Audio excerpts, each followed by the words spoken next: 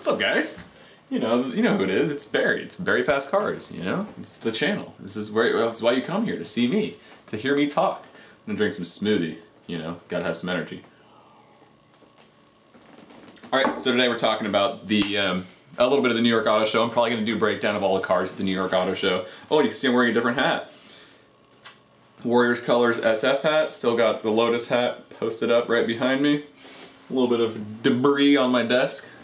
And so yeah, we're talking today because I'm really excited about it, honestly. Pretty freaking stoked. The new Toyota 86. Yes, as you know, it is the replacement for the Scion FRS. Scion is no longer a brand. Hallelujah! That is great news in my humble opinion, because I'm a Toyota fan. My first car was a Toyota Celica.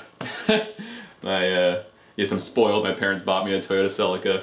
It was not like the last generation version. It was the second to last, which is the 6th gen with the round headlights. The one that won the World Rally Championship, but cheated. I don't remember everything about it. It's something about turbos, but yeah, they cheated and won the World Rally Championship. But the one you'd see in like Gran Turismo. So I have a soft spot for Toyota. I am a fan, and not a huge fan of the Scion. You know, pandemic. Although I have to admit, first generation XB was a pretty cool vehicle, I have to say. Maybe not the coolest, but it was quirky. All right, so we're talking about the GT86, and it was redesigned. It got subtle tweaks, and I have pictures. So I'm going to start from this angle, but I'm going to rearrange the camera real quick and plop it right there. Boom. Move it down a bit.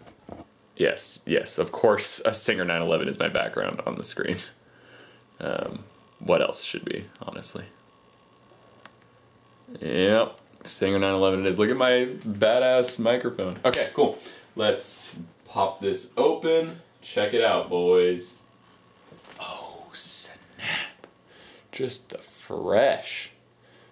straight, fresh, clean design.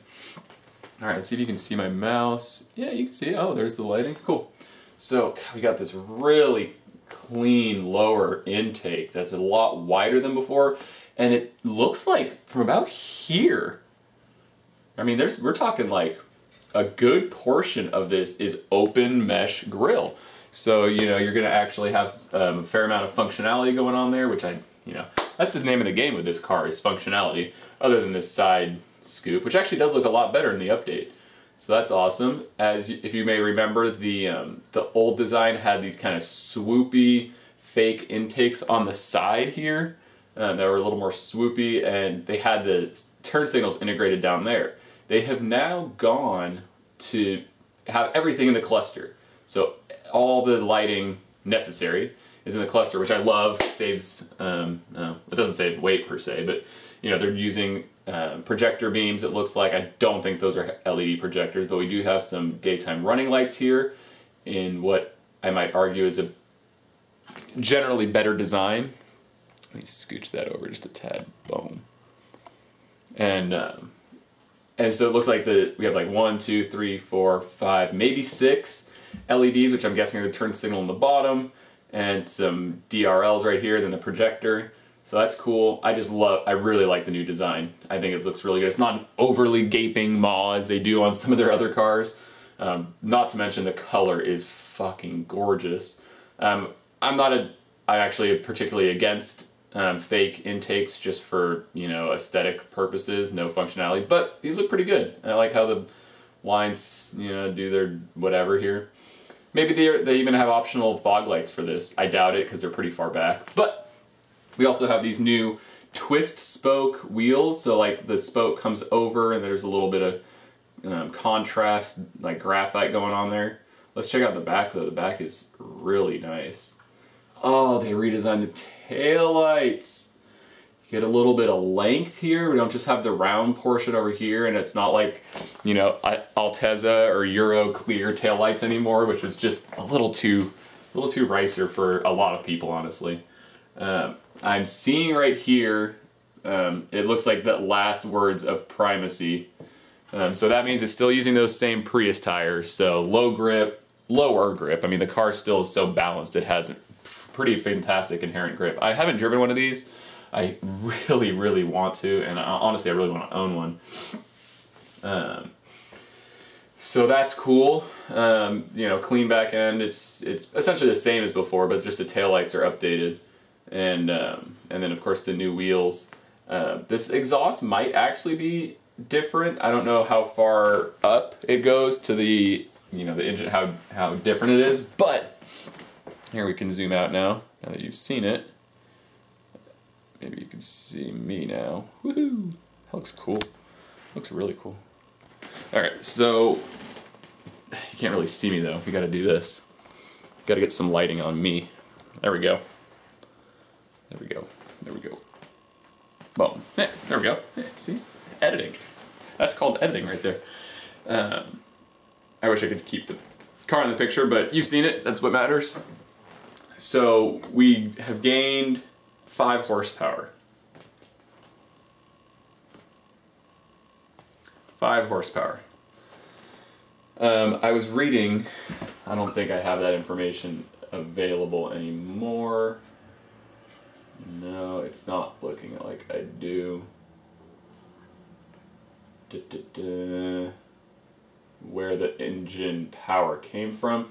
But it looks like they also, oh yeah, so they did do some enhancements to the suspension a little bit retuning here and there with the dampers and shocks, and you know, the LEDs. It does actually say reconfigured LED front headlamps, so the projectors might be LED, which would be very, very cool. I like LEDs. I'm an LED kind of guy. What can I say? I'm gonna turn this off because it's throwing off the lighting. There we go. That's better, more natural. So 156 pound-feet of torque, 5 increase in horsepower and torque. I mean, I'll take it. The car wasn't exactly slow before. But real quick, I was doing some research. So this car runs what's called the FA20, which is a Subaru-built motor, Subaru-designed motor. I wouldn't be surprised if Toyota had a little bit of say in it since it was going in their car, but it's a hell of a motor. Shut up, dog! So, the dog distracted me and there's people talking outside. What are you gonna do? So the engine has a bore and a stroke of 86 millimeters. That's where the 86 comes from. It's also kind of folklore, but it's pretty common if you're gonna have a modular cylinder that it's gonna be, for a 2-liter, it's gonna be roughly exactly the same. So 86, 86. And that's where the 86 comes from. And so it does have retuned